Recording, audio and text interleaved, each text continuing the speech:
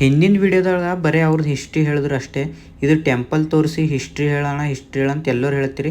ಹೇಳ್ತೀನಿ ನಾ ಹೋಗಿರೋದು ಎಲ್ಲಪ್ಪ ಅಂದ್ರೆ ಇವತ್ತು ಮೈಸೂರು ಜಿಲ್ಲೆ ಟಿ ನರಸೀಪುರ ತಾಲೂಕು ಸೋಮನಾಥ್ಪುರ ಅಂತ. ಈ ದೇವಸ್ಥಾನ ಏನಪ್ಪ ಅಂದ್ರೆ ಹಿಸ್ಟ್ರಿ ತಿಳ್ಕೊಂಬರ್ ಬರ್ರಿ. ಈಗ ಹಿಸ್ಟ್ರಿ ಹೆಂಗದ ಏನಿಲ್ಲ ಅಂತ ತಿಳ್ಕೊಂಬರ್ ಬರ್ರಿ. ಕೇಶವ ದೇವಸ್ಥಾನ ಅಂತ. ಇದು ನಕ್ಷತ್ರ ಆಕಾರದಾಗ ಕಾಣುತ್ತೆ ನೋಡ್ರಿ.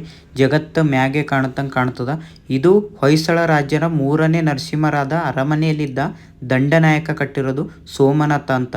ಸೋಮನಾಥರವರು ಕೇಶವನ ಮನೆಯಲ್ಲಿ ಇದ್ದಿರಂತವಾಗ ಈ ಊರಿಗೆ ಸೋಮನಾಥ್ಪುರ ಎಂಬ ಹೆಸರು ಎದಕ್ ಬಂತಂದ್ರೆ ಸೋಮನಾಥ್ ಅವ್ರು ಕಟ್ಟಿ ಸಲಿಂದ ಸೋಮನಾಥ್ಪುರ ಅಂತ ಹೆಸರು ಬರ್ತದ. ಮತ್ತು ಈ ಒಕ್ಕಳ ಹಳಿದ್ರಿಂದ ಇದ್ದ ಸಲಿಂದ ಈ ಊರಿಗೆ ಹಳಿದಿಂದ ಜ್ಞಾನ ಹಳಿದು ಮತ್ತೆ ವಿದ್ಯಾ ಕೇಂದ್ರ ಹಳೆ ಶಿಲಾ ಶಾಸನ ಅಂತ ಕರೀತಾರ. ಮತ್ತು ಚತುರ ಮಂಗಲ ವಿದ್ಯಾನಿಧಿ ಪ್ರಸನ್ನ ಸೋಮನಾಥಪುರ ಎಂದು ಕರೀತಾರೆ ನೋಡ್ರಿ. ಎಲ್ಲಾ ಕಡೆ ಒಂದೇ ಗೋಪುರ ಇದ್ರು ಇಲ್ಲಿ 3 ಗೋಪುರ ನೋಡ್ಬೇಕು. 3 ಗೋಪುರದಾಗ ಬಿ ಒಂದೊಂದು ಇತಿಹಾಸ ಅದ. ಒಂದನೇದ್ ಬಂದ್ ಕೇಶವ, ಎರಡನೇದ್ ಬಂದ್ ಜನಾರ್ದನ, ಮೂರನೇ ಬಂದ್ ವೇಣುಗೋಪಾಲ ಸ್ವಾಮಿ. 3 ಗರ್ಭಗುಡಿ ಕಾಣ್ತಾವ್ರಿ. ಮತ್ ಈ ದೇವಸ್ಥಾನ ನಿಮ್ಗೆ ಏನಾದ್ರು ಹಿಸ್ಟ್ರಿ ಗೊತ್ತಿತ್ತಂದ್ರೆ ಕಾಮೆಂಟ್ ಮಾಡಿ ಹೇಳ್ರಿ.